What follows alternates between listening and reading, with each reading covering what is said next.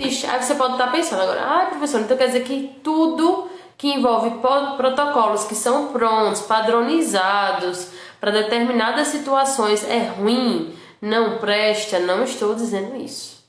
Estou dizendo que existem limitações ao se utilizar protocolos. E existe um momento correto de se utilizar um protocolo padrão. E qual o momento correto de se utilizar um protocolo padrão? Principalmente quando esse protocolo padrão vai ser utilizado na primeira sessão junto do seu paciente. Como assim? Você foi lá atender o seu paciente, é a primeira vez que você está tendo contato com ele. Se você não conseguiu buscar um pouco do que ele quer, qual o tipo de tratamento que ele espera que você trate ele, ou seja, eu tenho dor de cabeça, você não sabe que eu tenho dor de cabeça, e você vai vir me atender e você não sabe o que te espera, então nesse momento sim você pode utilizar protocolo pronto, porque você não se organizou ainda quais são os pontos, principalmente quando você não tem muita experiência no processo, para definir qual é o melhor ponto do meu paciente naquele momento. Então nesse momento sim o protocolo pronto, ele é muito bom. Porque nesse momento você está tendo o primeiro contato com seu paciente.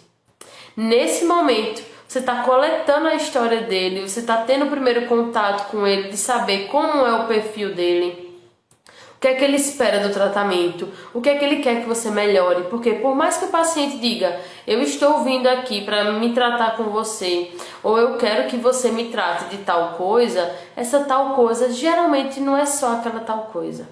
Então é muito incomum que a gente, ao atender um paciente, ele só traga uma queixa para que a gente trate. Geralmente, quando você vai conversar com o paciente, uma queixa se transforma em 5, em 6, em 10. É aquele paciente que diz, eu quero que você trate minha dor de cabeça. Mas quando a gente vai conversar com ele, tem lá dizendo, na sessão de aurículo, né, no protocolo, na anamnese do auriculoacupunturista, tem lá, coletando a informação de você é hipertenso? Aí ele diz, sou hipertenso. Você é diabético? Sou diabético. Você, por exemplo, tem algum tipo de outra comorbidade? Eu tenho problemas, por exemplo, de artrose, eu tenho artrite. Então, quando a gente vai coletar a história do nosso paciente, na auriculoacupuntura não é muito diferente. Ele não vai apresentar apenas uma queixa, ele pode trazer uma queixa, que é a que mais incomoda ele naquele momento, e ele espera que você trate aquela queixa.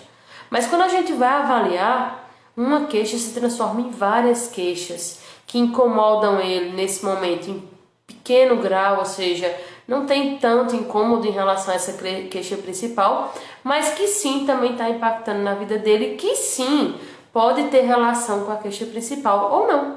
E aí como é que a gente vai saber disso? Quando a gente avalia. Então quando a gente começa a avaliar esse paciente mais a fundo, a gente começa a descobrir que tem muita coisa para ele tratar. E aí, por conta disso, o protocolo pronto, nesse momento, ele é muito bom. Então, no primeiro momento que você pode, inclusive, quem está começando na auriculoacupuntura, na auriculoterapia, os primeiros pacientes você acaba ficando nervoso. É um processo, é normal. Como qualquer profissional da área de saúde, o primeiro impacto no contato com o paciente, a gente sente.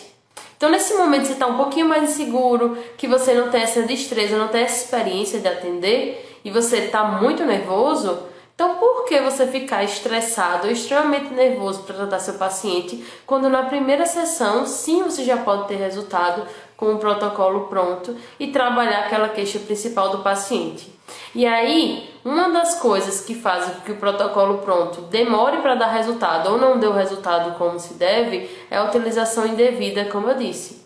Então, se você coloca na primeira sessão o protocolo e agora você vai levar os dados do seu paciente, vai para casa, agora vai estudar sobre ele, agora sim você tem condição de estabelecer um protocolo individualizado.